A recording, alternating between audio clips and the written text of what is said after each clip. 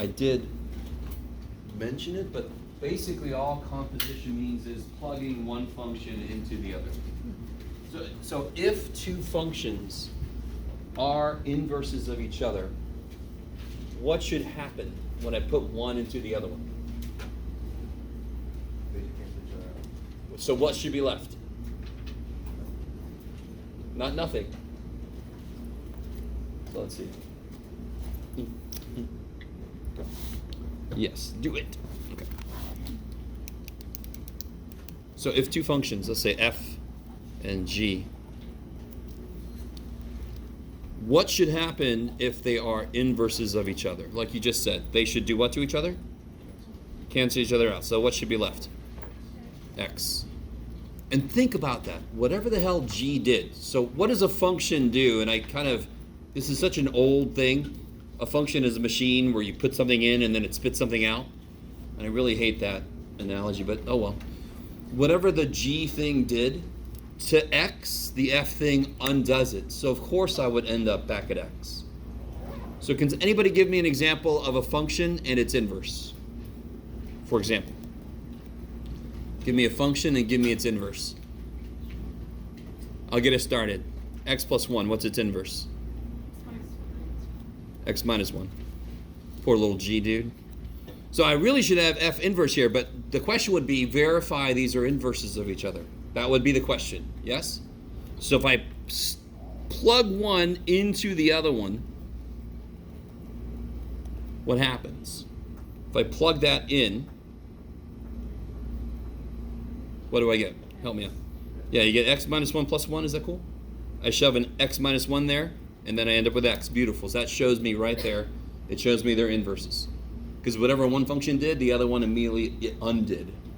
So would 2x, would it be x over 2 or 2 over x? Oh, shit. All right. So let's see. Let's try this. So let's say f of x is 2x and g of x. Why can't I do a g? Okay. And you're all like, dude, there's a lot more letters than g. You have trouble with. Let's say that we think it might be this, right? So we'll do this in a few different ways. So how can I check? I take this and I shove it in there, right?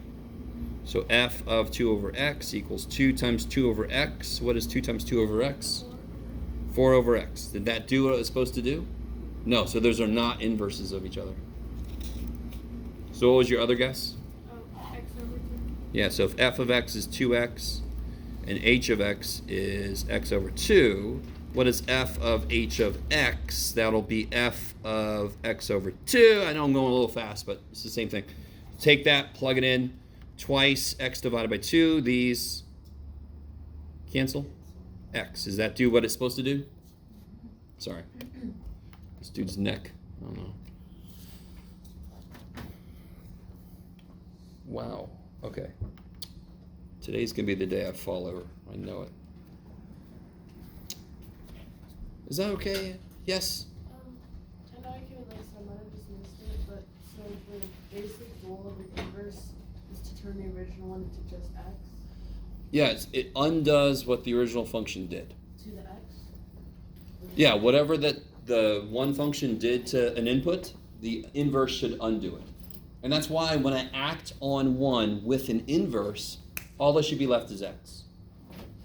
Is there a real purpose to that or the use of it? Oh, hell yeah. All right, here's a really silly one that's in the homework.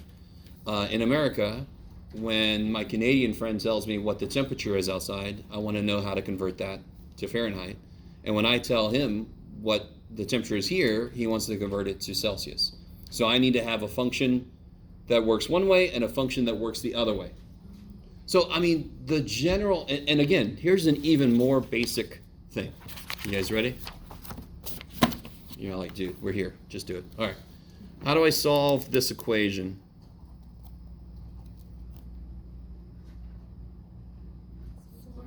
It's a cube root, by the way. My 3 dude just wanted to be a whole thing. Oh, to the You do what to each side? Cube each side. Why? To get rid of To undo. I mean, so you've been doing inverse functions your entire freaking algebraic life. How do you solve equations? You apply a series of inverses. We just never said that to you. So what we're doing right now is we're formalizing. Inverses aren't just something I can use on the fly. Inverses are functions themselves. That's all we're doing is we're saying all that shit we ever did to solve equations, those are valid functions. Give them a name, poor little things, right? So if the function is q root of x, now we're going to not just look at it as, hey, it's something I could do. This little guy's like, come on, man. Sorry, I don't know. This little guy, I don't know why he has a voice like that. So we give it its own symbol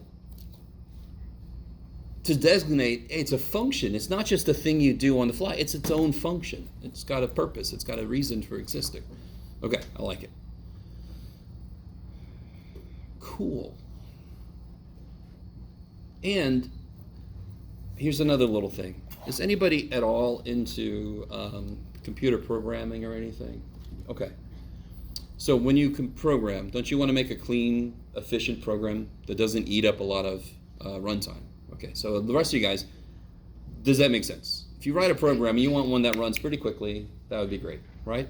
Unfortunately, nowadays, if you use any like Visual Basic or anything, the code they create is shit. I don't know if you guys agree with me. You look at it like, holy shit, this is wasting so much time. Anyway, sorry. It's a whole side note. But if I needed to, if I was given a function, let's say m equals z cubed minus 4, whatever, right? And I had to do this a billion times, but I knew what z was, and I wanted to know what m is. Do you guys with me? So if I say, no, I'm sorry, other way around. If I know what m is, and I want to know what z is, are you guys sort of with me? So for example, if I know m is 10, can you solve for z? Okay, and then I say m is 20, can you solve for z? M is 27, can you solve for z? M is -1, can you solve? Right? Wouldn't you rather solve this damn thing once, have the inverse function? That would take up a lot less time, computational time. You wouldn't have to always, you just solve it once instead of each frickin' time. There's a third reason we have inverse functions. Okay. Maybe. Even if you're not going to do computer science, you still need to know how to do this. Conversion factors could be applied one direction or the other. So in that sense, it's sort of like that, right? Because you can go from grams to moles or moles to grams, right? If you know moles. Normally when people say conversion factor, I think chemistry. Yeah, okay. Avogadro comes sneaking in there. It's like, get out of here. All right. Yes?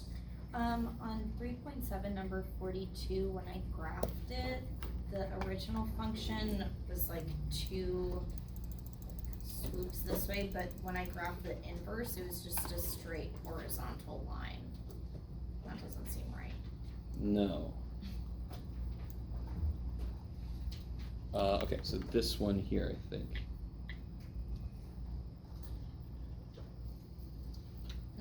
Tell me, what was your inverse? 2x minus 6 and then over x minus 3. Oh, okay. Interesting. That shouldn't be. Oh. Okay. All right. Let me show you this. Something went wrong in your calculation because I'll show you what happened. You have to redo your. This is what you got, right? Mm-hmm. Can't you factor the top? Oh, yeah. So then you get it too.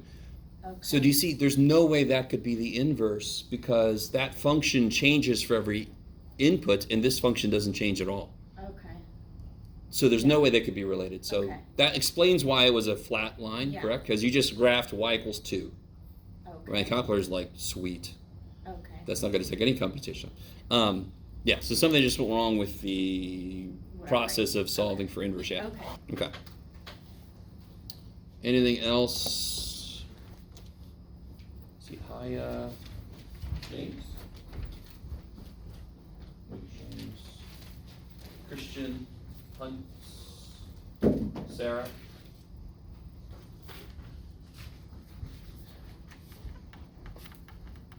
Con. Paul. Alexis. x's. All right, guys. Anything else? Yes. 35.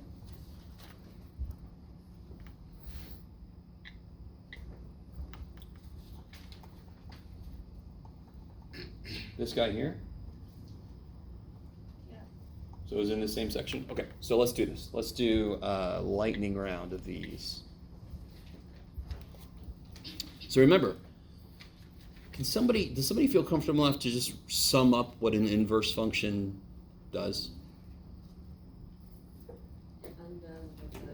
Yeah, it undoes what the original one did. So let me give you a few examples. If I have a function and I know that when I put a 3 in it, I get -1 out. Right? So what did the function do? It took my input of 3 and it did shit to it, and then out came -1. So the traditional vision is this box. Has anybody ever seen Willy Wonka, the Chocolate Factory? Not Johnny Depp, the original one, Gene Wilder, the good one. Love Johnny Depp, but that one sucked. There was this thing, and he put stuff in it, and then all this shit happened, and then out popped Everlasting Gobstopper, right? So that could be a function machine. So when I put a 3 into that machine, it did all this shit, and out came an Everlasting Gobstopper, which for some reason is -1.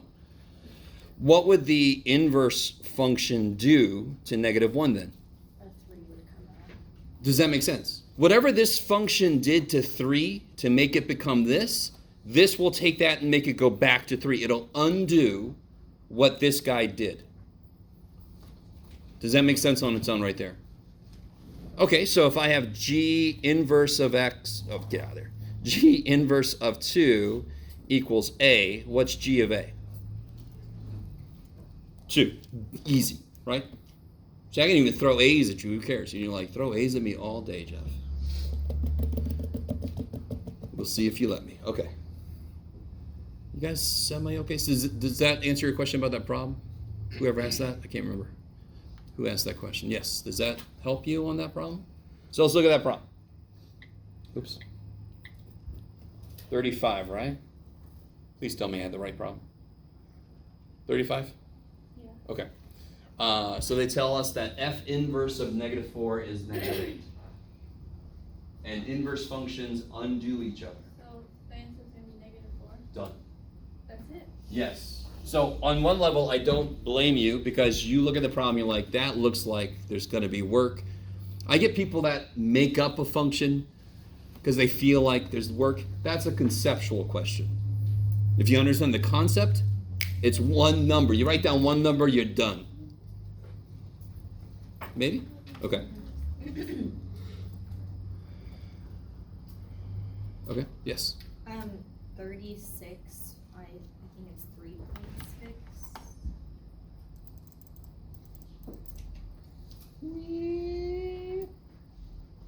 All right, 36. This guy? Mm-hmm. Okay, so we talked a little bit about that before.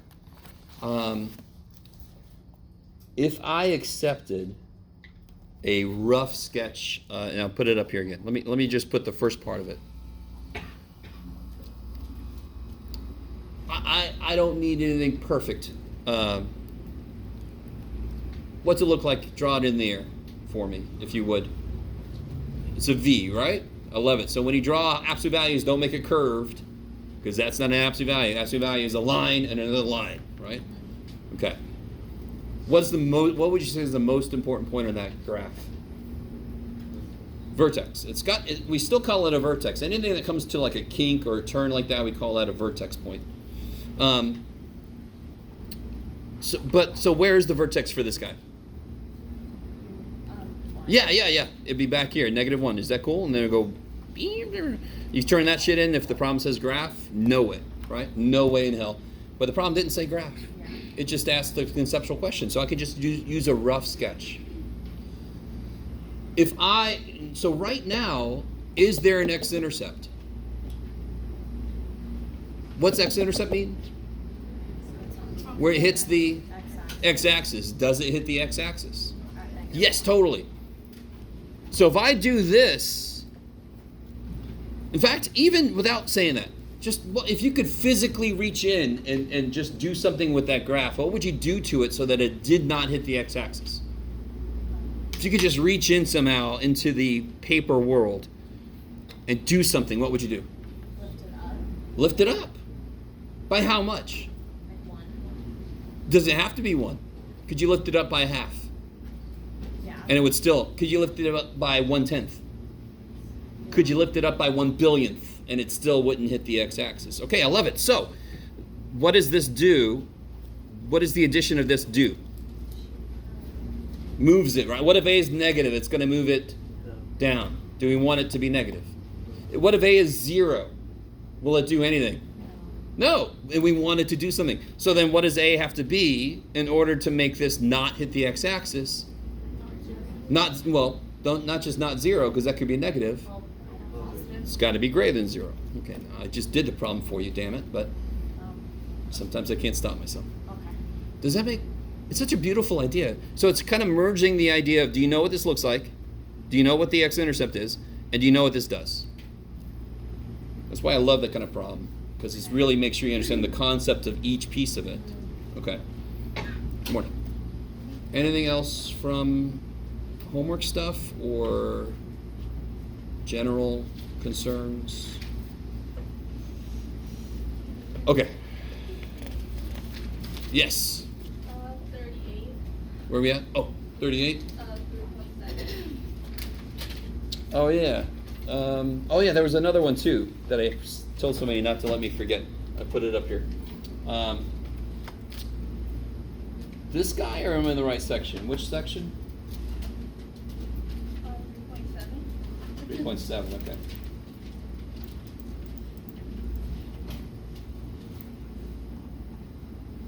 Oh yeah, okay. This guy here, right? You said 38? Yeah? Okay. The reason I do that is so many times I've done this problem and I spent like a minute and then somebody's like, that was the wrong problem. Oh shit. This one's easy. Do you guys agree with me? They give us that. Do I know what the function is? No. I actually prefer that. Because I got no work to do, because somebody already did all the work, correct? So real quick, just to make sure everybody's on the same page. What is f of 1? 9. 0. Oh. Why are people saying 9? Oh, I see why. Okay. In this question, what is x? 1. Okay, try it again. What's f of 1? 0. Okay, you guys see that? What you just told me is f of x equals 9, and where does it happen if x is 8? I mean, so that's a totally different question. You guys all see that? Okay.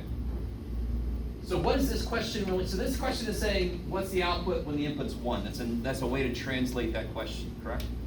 And do you all appreciate this even like a little bit, that mathematicians came up with a way to represent all these words in a quick little symbol? Your problem is trying to understand what the hell we chose to represent entire sentences. Does that make sense? So the sentence this is when the input is 1, what is the output? I don't want to write all that shit. So I'd rather just say this. So what's this question? When the output is 3, what's the input? So where's the output 3? Where am I looking? Output is 3 here. 7. Is that cool?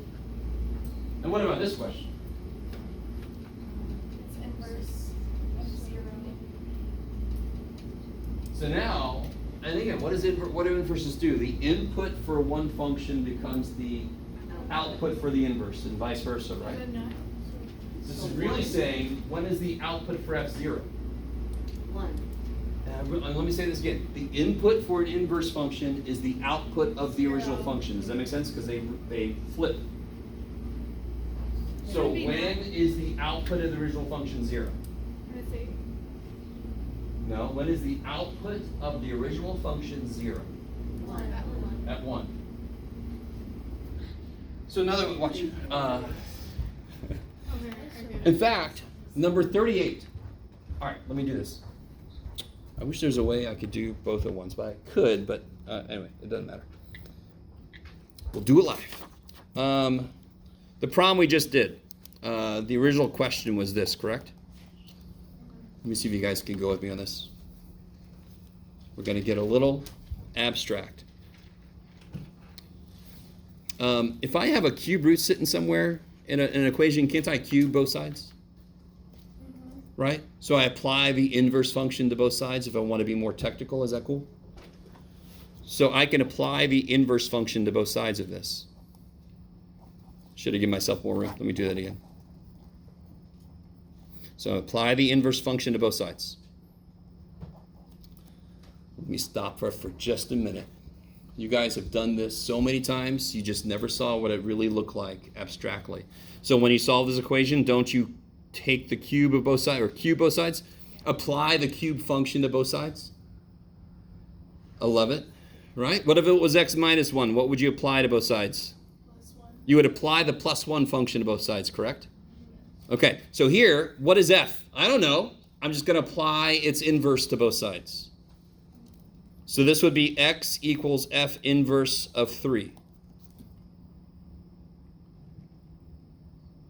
So if you look at problem number 38 and problem number 39, they are the same exact kind of question. They're both asking you what was the input.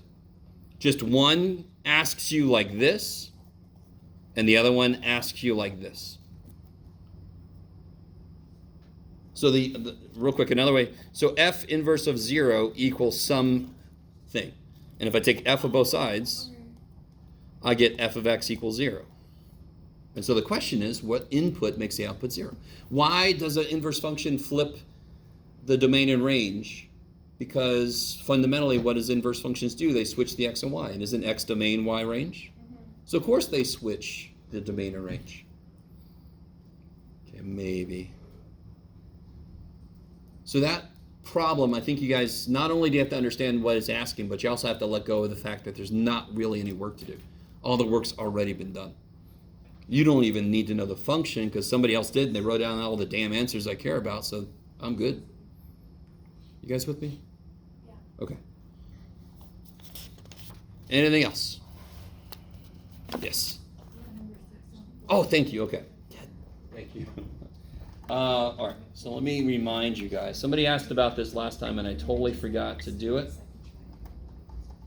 What was it? Well, it's section 4.2, right? Yeah. Where am I? I just turned in my work, that was wrong. I am in 5.4. I kind of overshot it. But I guess closest to it that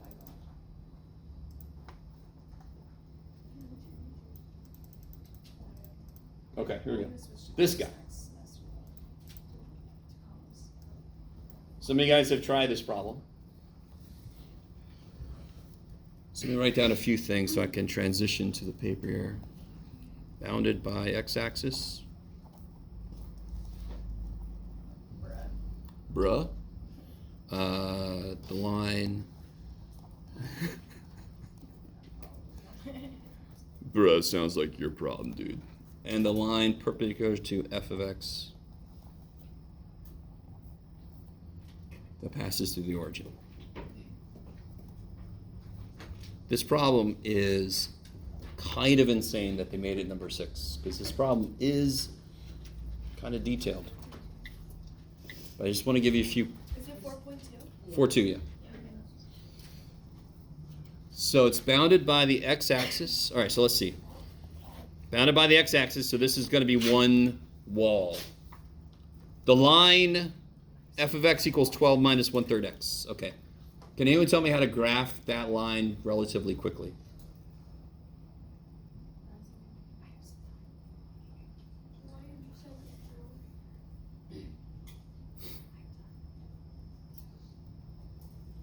Say again. Y-intercept is 12. Slope is down 1/3. So let's do this. In the slope, if the slope is down 1/3, isn't that down 4/12? Oh, because Yeah. If I go 1 step down for every 3 steps over, that's 4 steps down for every 12 steps over, correct? Yes. So for example, so then I can go 4, 12. So this is, you sort of didn't consider, oh yeah, that's right. 4, you think, oh, that's right. Holy shit, this is going to go way over. Okay, dude, you really did not think ahead. If I want to find the x-intercept, let's do this a little bit easier. If I want to know the x-intercept of this guy, instead of just stepping forever and going insane, How do I figure out this guy's x-intercept? Y0. Make y 0. Yeah. So I can add the 1/3 x over. Is that cool? And then I multiply by 3. So I get 36. So I want to go up to 36. So maybe go 6, 12, 18, 24, 30, 36. So there's one wall. Let me do it like this for the moment.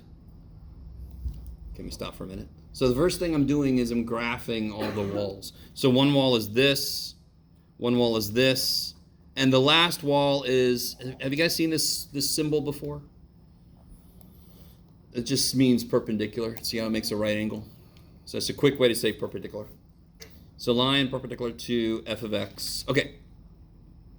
What is the line perpendicular to this that goes through the origin? See, so this problem has got so many layers to it. And I kind of hate that they made this number 6 because, and then they make like a problem like number 80 is f inverse of 3 is 2 and you're done. So it's a little bit backwards. But how do I even just take a minute and figure this problem out? It's its own problem.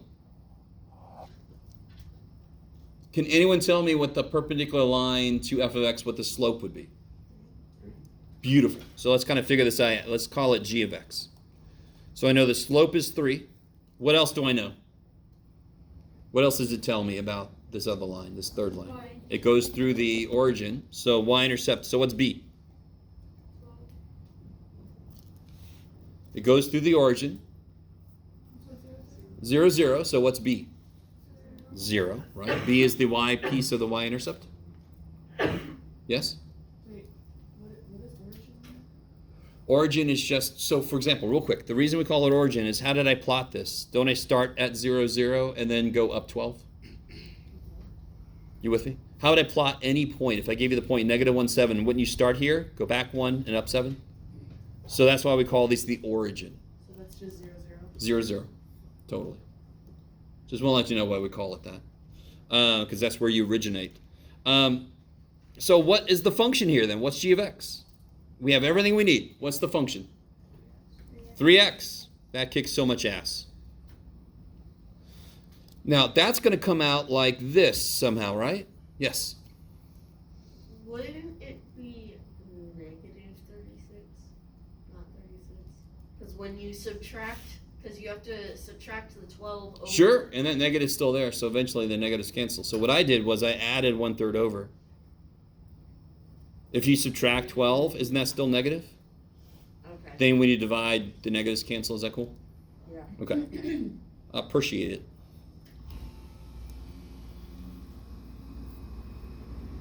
What geometric shape is this problem all about? Triangle. So I'm trying to draw the damn triangle, correct? I know that the last wall of this triangle is going to come up 3x, correct? It's going to go up 3 over 1. Well, that's 6, Jeff. Holy shit. So I need to know, where does that intersect this line? Right? I need to know where's it intersect so I know where this other side of the triangle goes. Is everybody semi with me? And again, this is the hardest problem in this section, and they put it on number 6. So how do I figure out where these two lines intersect? Oh, I could These be two wrong. lines. I could be wrong, but don't you combine them and set them equal to each Set them equal to each other. It kind of makes sense. Where do the two lines intersect? They intersect at the point that works on both lines. So when is this line's output equal to that line's output? That tells you where they intersect. I like it. So, all right, so let me just lay out a battle plan. Is everybody with me so far? If you haven't copied down what I've just done, you're kind of silly. So you're going to draw this in, and then your question is, and you're going to know what that point is. Yes? I just forgot my notebook. I don't have it. Okay. Take a picture of this. Well, it's also being Yeah, recorded. okay. I just said it's silly if you're not writing it down. Oh, I see. No, I'm not keeping mental track of anybody not writing. Don't worry. I'm like a little silly people. Let me see. Let me keep track. No. All right. So everybody got a plan of attack now? I mean, do you guys see why you want to know where this hits? Because what do you need to know for a triangle to figure out its area? What two things do you need? other. That'd be two The sides. height Oh, yeah, and the base. and the base. Do you see how the height? Do you see how the height? And again, I just kind of threw this in here. This is not necessarily the right answer, but wouldn't the height be whatever the y value is for that point? Do you guys see that? Whatever the y value is, isn't that the height? So you see why this point is so freaking important? What is the base length, by the way? 36. 30 freaking 6. That shit I know.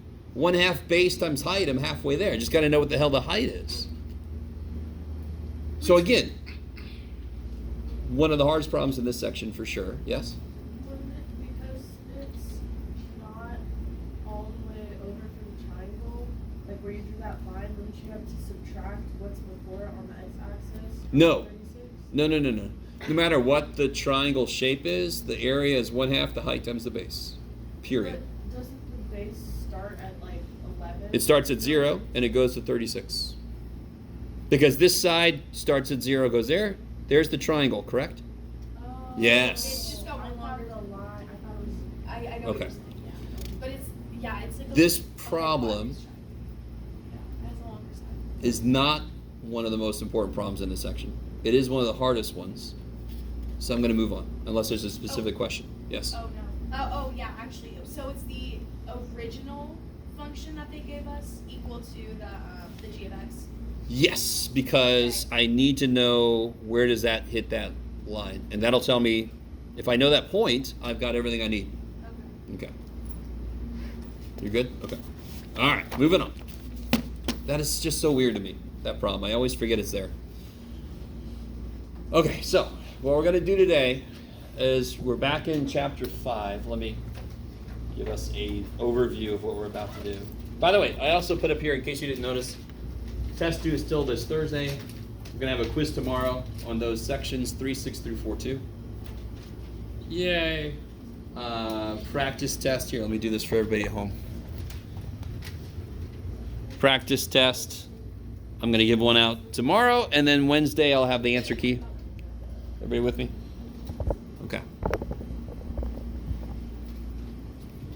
We'll see how far this test goes after tomorrow's lecture. Then we'll know how far the test is going to go. Okay, just like the first test. So. We have the quiz and the practice test on the same day. Remember, the practice test is just a handout that you don't have to do Oh, anything yeah. with. Yeah. The- Yeah, no worries. Yeah, okay, good. One thing, let me see. I almost have it. It's gone. Okay, shoot. There was one other thing I wanted to do, but let's do this. Last time what we did was talked about quadratic functions. We talked about the shortcut for finding the vertex. We actually reviewed that because we talked about that the day before. I think the last thing we did was we talked about end behavior. So let's pick up there. Let's pick up with end behavior.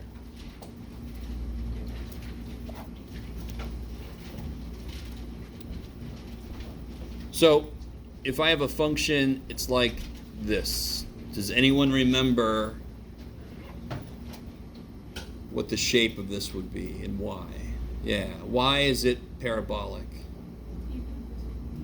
Even power, I love it, right? So this would actually be like this. The fun thing is, the bigger the power, the more like if you put x to the 100th in your calculator, this is the picture you would get. And if you'd have to zoom in and you see this is actually curved, but if you go on the scale negative 10, 10, negative 10 to 10, it's going to look like bam, bam, bam. And real quick, just go with me. What is 0.9 times 0.9? 0.81, right? 9 times 9 is 81. 0.9 times 0.9 is 81, and you move the decimal back twice. Is that cool? What is 0.8 times 0.9? What's 9 times 8? 72. So 0.72. You with me? If I keep multiplying 0.9 times 0.9, what's the answer always doing? Getting smaller. So if I do this 100 frickin' times, the answer is going to be really stupid. I'm sorry. That's awesome. I got to stop and appreciate that. I use stupid as an adjective, so but it sounded like, yeah. The answer is going to be really, really freaking small. If I do that to 0.95, won't it also still be small? Yeah. But what is 1 to the 100th power? What is 1 to any power? 1. So it does this immediate jump to 1, just about. I want you to really understand this. So if you have a moment, if you have your calculator, you might as well just try to plug in x to the 100th power and see if I'm talking shit or what. Okay, yes. So what do you mean by it gets smaller with the Every number between -1 and 1 will get smaller. So if I put in 0.9, the output will be stupid small. Okay. But then 1 or -1, either 1 to the 100th power is 1. So it's going to be small as hell, and then suddenly, bam, it's going to go to 1. You guys semi with me? Let me see. I don't think your calculators can handle, just as an example, let's see if it can. What can you do, little dude? To me, it just looks like 2 lines. It can, okay.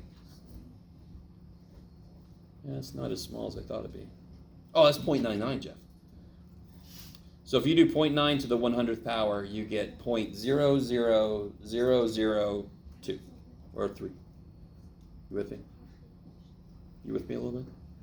Okay. All right. Sorry. But basically, anything x to the even power is going to look like this. If you zoom out enough, it's going to look like this. If you're too zoomed in, it's going to look like that. For higher powers. Okay. What does x to the odd look like? Just flipped upside down. Yeah, 1/2 of it fell out, right? Because now it's got nothing protecting it from becoming negative. Even powers can't come out negative, correct? Oh yeah. So that's why every one of those is going to turn. Odd powers maintain the sign. Is that cool? Yes. Do you have a decimal power? Like to the Totally. 0.7? Totally. And that's not quite where we are yet. So we're going to talk about radical functions more generally later. That would be a radical function. So radical functions are fractional powers. You could have irrational powers, but let's not worry about that. Okay. Now, more generally, if I have a function, and let's do a specific example. That looks like this. 8x to the 11th plus 2x to the 10th minus 7x to the 5th plus 4x squared minus 2x plus 1. That's yummy. Okay. That was creepy. I'm sorry. What will the end behavior be? Does anyone remember what we talked about? It'll be the odd. Greatest power. Yeah, it'll be odd. But when you go to, I love if you answer the question of end behavior with a graph, that is beautiful. So you would say, what degree is this polynomial? 11. Beautiful, because the degree is the highest power I see, is the highest degree term. So this is the 11th degree polynomial. So the end behavior is going to look like this. Why can't I just make a full graph? Because these didn't have extra terms. So when x gets really, really small, the inside stuff might make it wobble. Wobble, wobble. Or wiggle. Sorry. Wiggle. Yes. So, this is a stupid question, but would it still be true if 11 was negative? Or Beautiful question. Nothing wrong with that question at all. If the powers are negative, it's not a polynomial. okay. So polynomial, the official definition of a polynomial is any combination of a series of terms where the variables have whole number powers. Everybody with me? So let's do this real quick. Is this a polynomial or not? Is this cake or no? Is this a polynomial or not? X plus 2. Is every power in the variable's a whole number? Yeah. Yes. So is it a polynomial? Mm-hmm. Yes. Check. What about this one? X to the 1/2 minus 7. No. No. Why? Because the Not a whole 1/2 number, isn't a whole number. right? What about this one? 4x cubed minus 2x squared plus 1 minus x to the -1. No, Exactly. It's not a whole number. No. Negative number's not a whole number? Nope. This is so beautiful, the word, the phrase, whole numbers. So natural numbers are what came naturally to us, right? 1 rock, 2 rock, 3 rock. Whole numbers adds the idea of the number that looks like a whole. So whole numbers start at 0 and go up. Yeah. Integers are adding the idea of negative. By the way, real quick, one reason we do this, is there a value of x I cannot use in this statement? Is there a value of x I can't use in this expression? You could do it. There is one. There's one value I can't use. What does this mean? Oh, sorry, 0. 1 over. Yeah. All right, so what x can I not use? 0. I heard it over here, yeah. You guys with me? What x's can I not use for this guy? If I'm trying, and by the way, we're going to stay real for a while. When we're graphing, we're going to stay real. We don't want to do the weird shit where you have to pick it up and all the colors show up, right? So what values can I not use for this guy? Is also 0? What is x to the 1/2? X squared, or x. Square root of x, yes? So what can I not use to stay real? Negative numbers. I love it. You guys with me? What about this guy? What can I use on him? Anything. I can add 2 to anything. What about this guy? What can I use for this guy? What inputs can I use? Is there any input I can't use? No. So polynomials are defined in a way where they can accept every possible input. Their domain is always negative infinity to infinity unless somebody restricted it. Yes? So if there was a square root, that wouldn't be a polynomial. That's not a polynomial. I love it. What about this guy? By the way, I could be given function names, so who cares? You could do it, Jeff. 4 plus 2 over x minus 1. I'm gonna say no because like it can't be 1. But How can you rewrite this? 4 plus 2 times x minus 1 to the negative. negative 1. Yeah, so it's no. No. So remember, if there's a variable in the bottom, that means there's a negative something power, and polynomials can't take those. And what value can I not use for x? 1. So there's a value I can't use for x. So that can't be a polynomial. Polynomials have to take everybody. Are you all with me? So again, every time we come up against something where a math person has given a specific name, this for a reason. If I tell one of my colleagues I have a 5th degree polynomial, I have just conveyed a shit ton of information very quickly. They know what it kind of looks like. They know that they can plug in any point they want to. They know that it's smooth. They know that it's continuous. They know a lot of shit really quickly, right? Okay, maybe. Okay. There was no, oh yeah, what about this? You ready? You ready? Ready? Okay, is that a polynomial? That's a really wide 11, by the way. Do you see any variables in there? Nope. So how many x's are in this? 0. So isn't this the same thing? Every power on the variable, is it a whole number? Yeah. So any constant is also a polynomial. Is the most basic polynomial. Are you guys cool? Isn't this a polynomial no matter what a, b, and c are? Yeah. What if I make a0, b0, and c11? Don't I get 11? Yeah. That's a polynomial. Okay, I like it. So the only thing the polynomial can't involve is any variables that have non-whole number exponents, right? Which also leads to no radicals and no variables on the bottom. Yeah. How can it be 11 x to the 0? Is x to the 0, would it not be 0? No, come on. Real quick, what's x squared divided by, what's something divided by itself? 1. And how do you do this? 2 minus 2 is, So would it be 11x, not just 11? if it was 11x, then it would have had 1x, not 0 x's, right? So anything to the 0 power is 1. We just proved, we didn't really prove it, but we just got a real good feel for it there. You with me? Anything to the 0 power is 1. So 11 times x to the 0 is 11. The x is not there because it's 11x is to the first power. Is that cool? If I see 11x, there's a first power understood to be on the x, correct? And 0 does not equal 1. So there's no way that 11x to the 0 is equal to 11x to the first. All right. Oh, crap.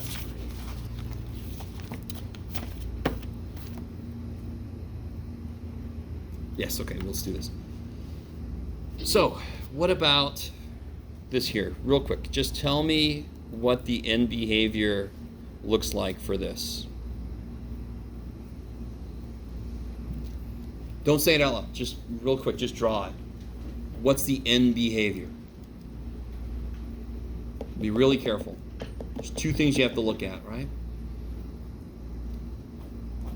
Does it have an even or an odd power, the degree? It's the 6th degree, correct? But it's opening down. So the end behavior would be this. So would you, when they ask for end behavior, you have to like draw it? Yeah, it's the quickest way to answer the end behavior question. Let me show you what the book does, which is really silly. Do you all agree with me that as x gets more and more negative, the outputs get more and more negative? Do you guys agree? That's what this says, correct? So as x goes to negative infinity, the outputs go to negative infinity. What happens as x goes to positive infinity? What's y doing? Is it going up or down? Negative. So it's going towards negative infinity. Now, personally, this is absolutely silly. The one thing I would love it if they did is introduce the idea of limit. So let me try that real quick. As x goes to infinity, so the limit as x goes to infinity, what is h doing? It's going down. So that would be negative infinity. And anybody that's going into calculus, this is basically going to be the first 2 weeks of calculus, is talking about limits. But this is all they mean. Another way to say limit is, as x does this, what does y do? So if you're going to take calculus, just know ahead of time, this symbol is going to dominate a huge part of the early part of calculus. If you're not going to take calculus, great. It's fine. Just draw a little picture, you'll be fine with me. Okay. Now, real quick, do you guys all understand that I can't fill in the middle? All I know is what's happening at the end, because the middle, this stuff might make it wobble around. Okay. That's why we only talk about what the ends do. We are going to talk about, so this chapter is stupid important. This is where we're going to learn how to fill in the middle part. And the first step of any problem is going to be, what does it do at the ends? And so basically, how do you do a jigsaw puzzle? Anybody do puzzles? Don't you normally do the outside first? Now, I've got weird friends that like to not do that. I'm like, you're just weird, just do this. And then you work the inside. So here's the outside. And then the next steps would be fill in the inside, right? Okay, maybe, yes. 5-3. Yeah, we just talked about 5-2. Now we're in 5-3. I like it. 5-2 talking about the definition of polynomial, blah, blah, blah. What about this? Let's go back to f. Okay. What if I have this function? Let me see what you guys think about this. X plus 2 cubed times x minus 7 to the 11th times 4x plus 5 to the 7th power.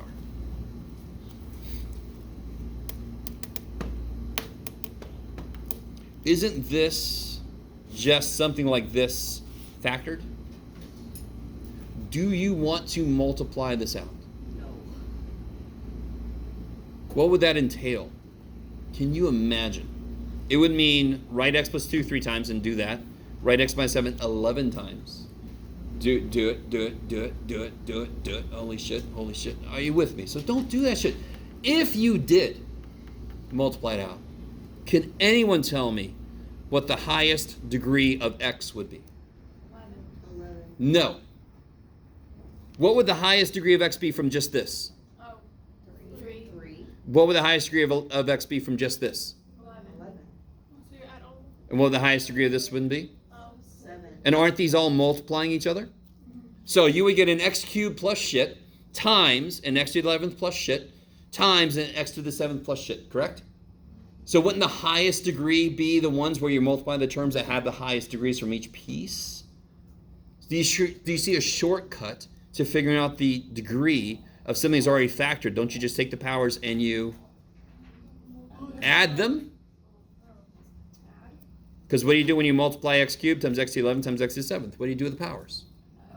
Add them. So this would go like x to the 21st. Do you have to multiply that sucker out to see what the degree would be? No. Dear God, don't. Holy shit, I've had people do something like this, and they'll have it go around the edge of the paper, and they'll just, and I'm like, no. You don't have to multiply it out. You just have to realize if I did the highest, multiply that, that's going to be the absolute highest of the whole damn thing. Does that make sense? What would the end behavior of this be then? What does that mean? That's an odd number. What would it look like? Do it in the air. What would it look like? Okay, I like it. Like that. Okay. Or from your perspective, I don't know. All right. It would go there. Yes? Okay. So how do you feel about end behavior? If they give it to me factored, I got a little bit of work to do. I got to be careful because I got to actually add these powers because I'm multiplying all this shit together without actually multiplying. If they give it to me like this, that's awesome. Just look at the highest power, and I can go from there. Yeah. What if one of the x's was negative? Oh, yeah, exactly. Beautiful. Let me see. Yeah. So what if instead I had this? What do you got? Negative 3 times x minus 2 cubed, x plus 5 to the 101st, x minus 3 to the 5th. Sure. I love it. What's the degree?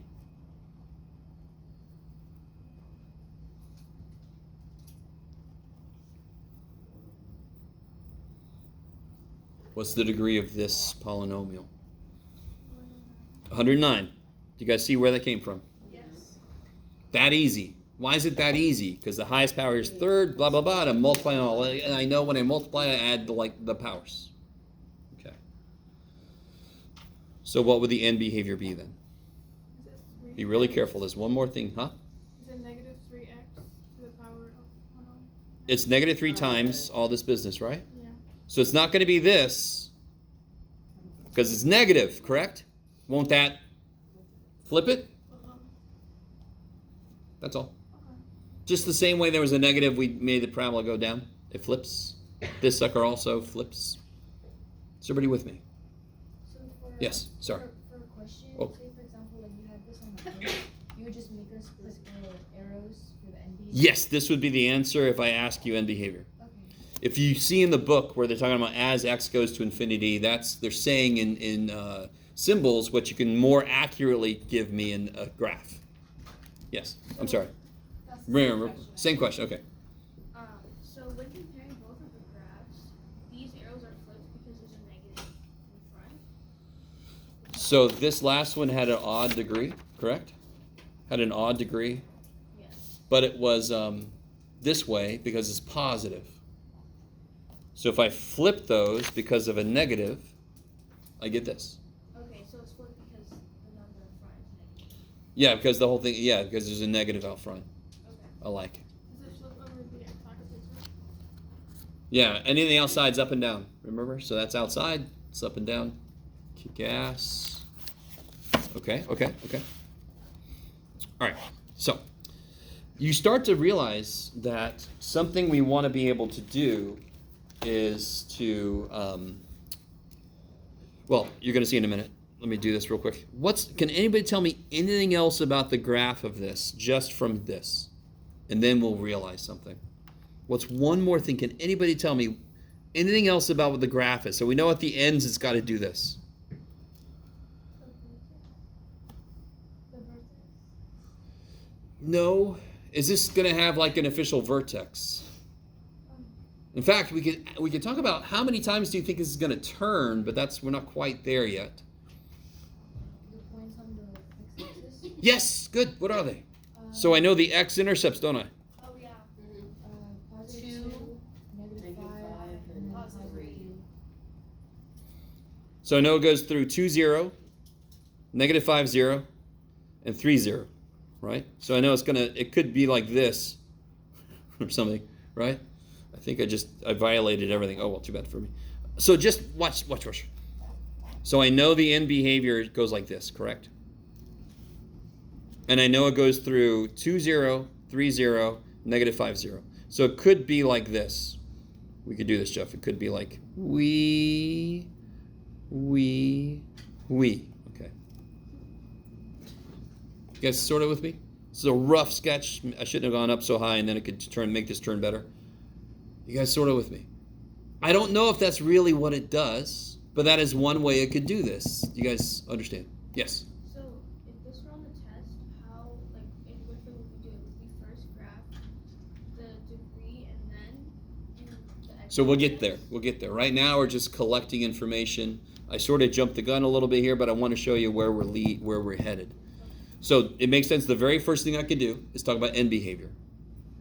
The very next thing I could do is talk about the intercepts. How would you figure out? We know the x-intercepts because this is factored. What's the y-intercept? How would I figure that out? Y-intercept's going to be stupid big. Make all the x's 0. Do you see how it's going to be really stupid big? Because I already got 5 to the 101st power. You with me? Times other shit. I mean, that's going to be stupid. Anyway, so let's not do that. Okay, I love it. So what that means is I need to be able to factor the problem that they give me. If I can factor it, I can quickly see the x-intercepts.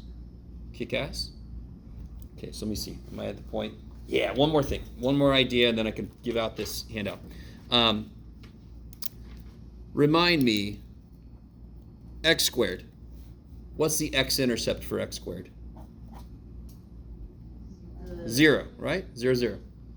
And what does it do at the x-intercept? Does it go through it or does it turn? Turns. Okay, let me stop right there. Is everybody with me? That's nothing fascinating, right? So it turns at 0. What about x cubed?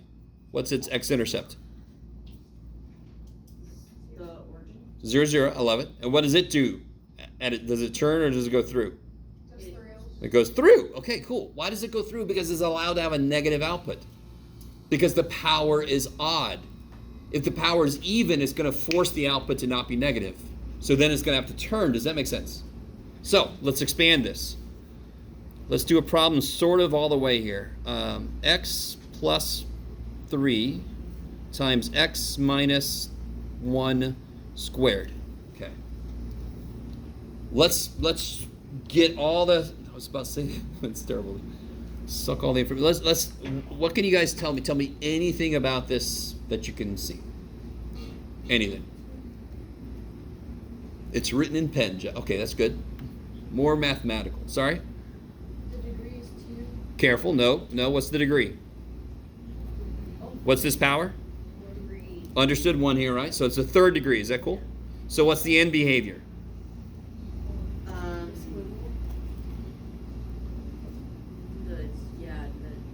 Oh, this, okay, squiggle, the cubish, I call it cubish. X's are -3. And it's going to be here and there, correct? Because it's positive, is that cool? Is everybody with me? So immediately I can see this shit. What else do we love about this that makes the next thing easy? The x-intercepts. What are they? -3 and 1. You get really used to making intercepts points. Because that's what they are. What about the y-intercept? Make x 0, what do you get? -1 squared is 1 times 3? 3. So I get 0, 3. Let me stop for a minute. We know so much shit already about this thing. So, if I go to graph this, the very first thing I can do is drop some anchor points. So I can do the x-intercepts. So there's an x-intercept at -3, 0, and there's an x-intercept at 1, 0. The y-intercept is 0, 3. Here's one nifty little thing. There's another little thing I can do. And what it's called is the multiplicity. And it's related to what I just said a minute ago. which piece, do you guys see there's two pieces to this? There's two factors. There's three really, but isn't one of the factors repeated twice? Yeah. Okay. So this piece by itself, wouldn't it be like a parabola? It has an even power. So what is it going to do at 1? Is it going to go through or is it going to turn? It's going to turn. So at 1, it's going to turn. What's it going to do at -3? Its power is 1. It's got an odd power. Going to go through. So the multiplicity is just the power on each factor. So how many times does 1 show up? Twice. So the multiplicity of x equals 1 is the second 2. Multiplicity 2. What about -3? It only shows up once. So the multiplicity is 2 and the multiplicity is 1. And again, the word multiplicity doesn't matter that much. The power on the parts where the roots came from, the x-intercepts, tells you what it's going to do there. Is it going to touch or is it going to go through? Or turn. I can say turn instead of touch. So help me out. If I'm starting on this side, do I start up here or do I start down there? Does anyone know? We know already. It's the first thing we did. You would start up there. Or down. I would start down, wouldn't I? You with me? Don't we know that from end behavior? What am I going to do at -3? What am I going to do there? Through. And what am I going to do at 2? Turn. So I'm going to start down here. I'm going to go through -3. And then eventually I'm going to, and of course, I'm going to turn here. I'm going to turn here. So what's another thing I could use? Wouldn't I want to know, like, at -1, where am I? Yeah.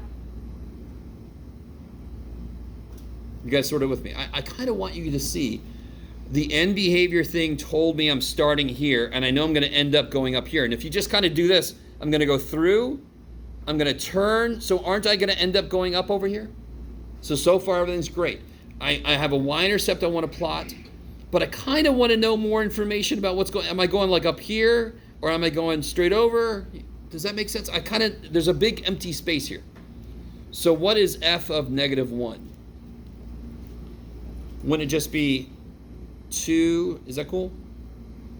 Times -2 squared? Isn't that 8? So at -1, it's at 8. So let's make now I can make my scale here. 2, 4, 6, 8, 10. So at -1, it's at 8. The y-intercept is what again? 0, 3. So now I can see where it's going here. Is that cool? So now I can do everything. So now I know it's going up like that. It hits here, and then it goes, there's the y-intercept, and then it turns, and it goes up. Yes? So will we need to like graph in the test? Shit, yeah. Okay. Now, this might explain to you, well, normally I let you use graphing calculators, but you just check your work. If your graph does not reflect your work, you will lose more points. Does that make sense? Sometimes people just copy the graph from the calculator, but it doesn't match with the work they did. That guarantees you're going to lose the most points you can. Does that make sense? I'd rather you use your work, make the graph wrong. You will lose less points for that because you are honestly showing me what the work you did looks like visually. Does that make sense? Okay, Yes. so let me give you this.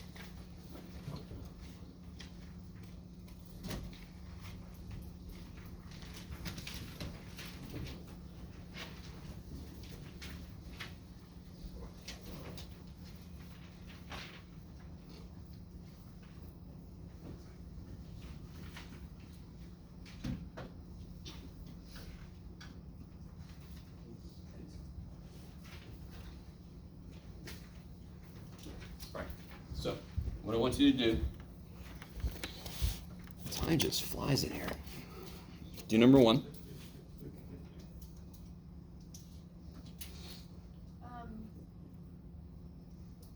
What's up, How sorry? do we answer that?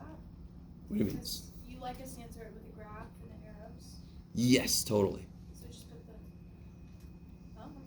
Yeah, that's all you got to do. So an adequate answer for me for a question like end behavior is just to graph, just like we were doing earlier, something like this, right?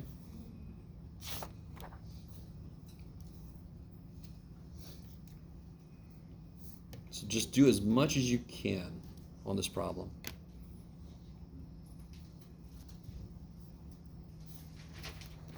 Just to make sure everybody's on the right track. What is it about the function that tells you it's end behavior? Yeah, so what's the degree of this function? Oh, 4th degree, careful.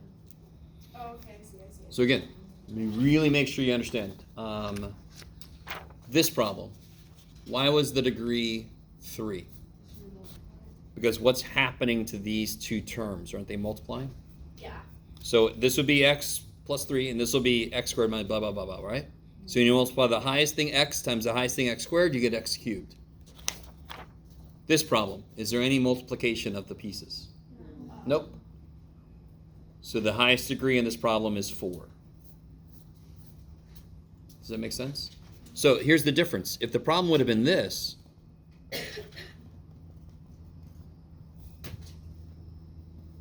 same powers, right? 4, 3, 2, but what would the degree of this be? 9 for this one. Why 9? Because now I'm multiplying this stuff. So I'm going to add the powers. Here, I can't add the powers. I'm not multiplying any of these together. So the highest degree is the degree of the whole thing, 4th degree. So what's the end behavior going to be? I love it. Yes, cool. Like a regular problem, yeah.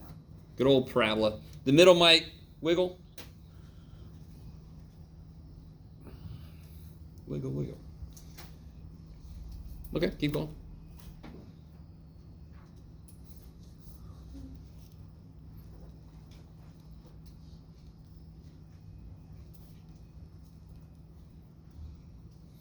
And just to help you out a little bit when you're trying to factor, what's the very first thing you should look for?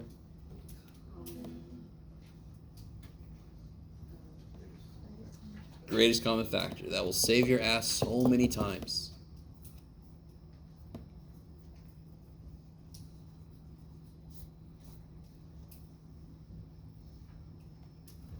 So what's the first thing you can do here?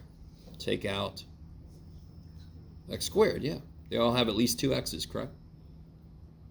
So what's left? X squared plus? Yeah, and you can whisper this to you. So you had 3, took 2, so I got 1 left. Minus, I had 2 x's, I took them. It's got no x's left. And of course, by now you all understand that the first step doesn't mean you're done, necessarily. I could do more to this stuff, right?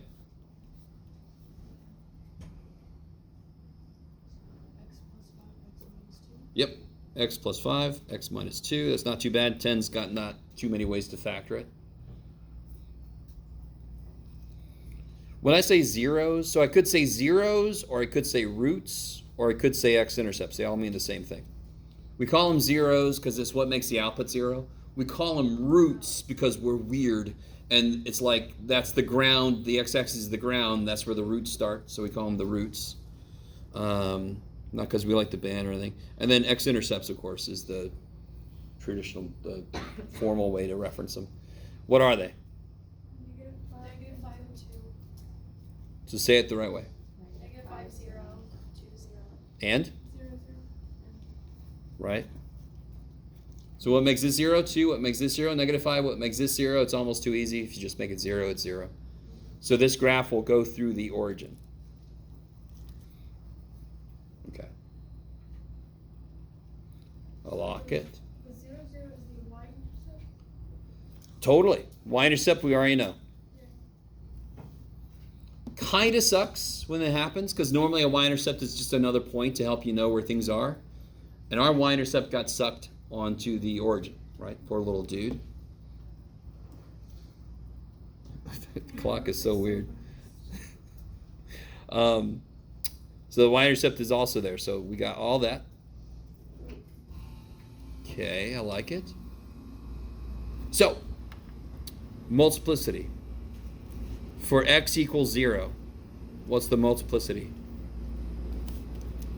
And the way you can tell, so you look at each of your intercepts. Where did 0 come from? This term. So what's the multiplicity? 2. So what's going to do there? The curve. Turn. I love it. Turn, curve, touch, whatever the hell you want to call it. Kick ass. You guys all with me? So base, yes? Why is it turn? Like, why does 2 equal turn? So you ready? All right. Turning just means that, like, if my parabola was this, you with me? The inputs above 3 and the inputs below 3 both have positive outputs. Is that cool? Which means it would look maybe something like this. Since the square is there, the output's going to be at least 0. It can't be negative, and that's why it turns. So this piece of the problem, around 0, does it change signs? No, this piece does not change signs on either side of 0. So the whole function is the same sign on both sides of 0. What about this one? Multiplicity is 1, so what's it do there? Goes through. Now real quick, plug a negative, you can do it, Jeff, negative 4 in there. What do you get? Just this piece. Plug a negative 4 in, what do you get? Positive. I love it. Plug a negative 10 in. Negative. Didn't it change signs on either side of it? So the whole function on either side of that input is going to change signs. So if it's down here, it's going to go up there. If it's up here, it's going to go down there. Do you guys see that? So that's why this piece looks like a parabola, because on either side of it 0, it stays the same sign. These two change signs on either side of it 0. So if it's positive, it's going to go negative. If it's negative, it's going to go positive. Okay, maybe.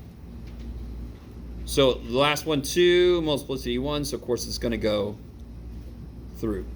Now, to be honest, the word turn and through looks the same for me sometimes. So maybe I should come up with different words, but oh, yes. So, why do you need to know the multiplicity from like problem? Because then I can graph it by hand very quickly. Okay, so I know when you see like the negative 5, you just go through, but like, what if you see the 2? Then I turn. I'm sorry. The negative 5 you go through, the 2 you go through, yeah. I meant the x. At the 0, I just turn. Wherever I am, I'm just going to turn. So let's try it. You ready? We know everything we need to know, for the most part. So now I'm going to plot my intercepts. My x-intercepts. Negative 5, 0. Well, that is my y-intercept, poor little dude. And then 2, 0. Awesome.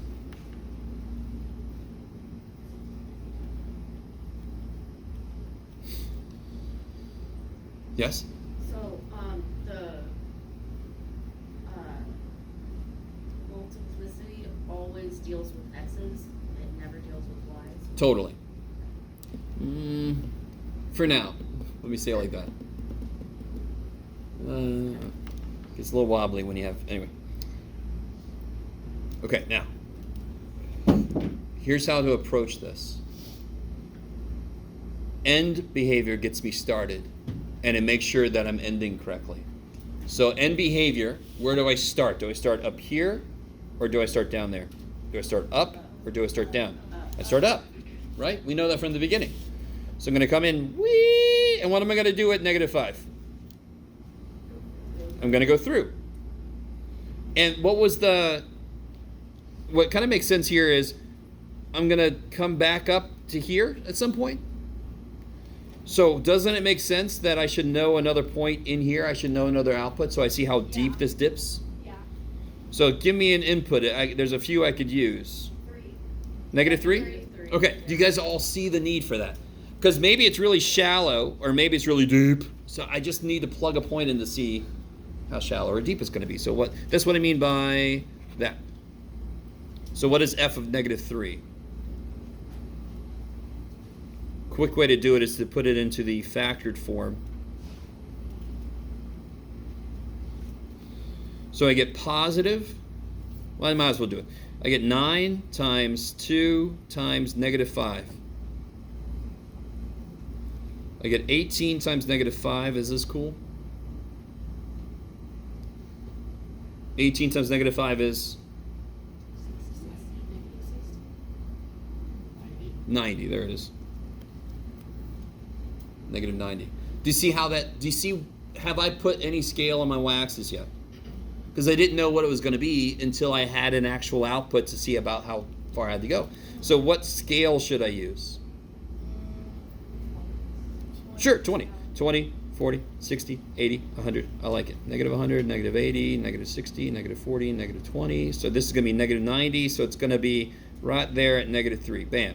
So now I know I'm coming down. I'm going down to here roughly. And then I'm coming back up here. What am I going to do at 0? Turn. Turn. So where's another place I probably want to know the output? But I'm going to turn here, correct?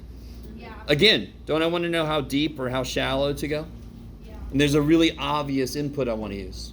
Now do positive 1. 1. I want to know where the hell I am between these two, right? 3. Oh. So what is f of 1? It's going to be 1 squared times 6 times negative 1. Is that cool? Negative 6. So at 1 it's at negative 6, which is about right there. So it's really shallow. And what do I do at 2?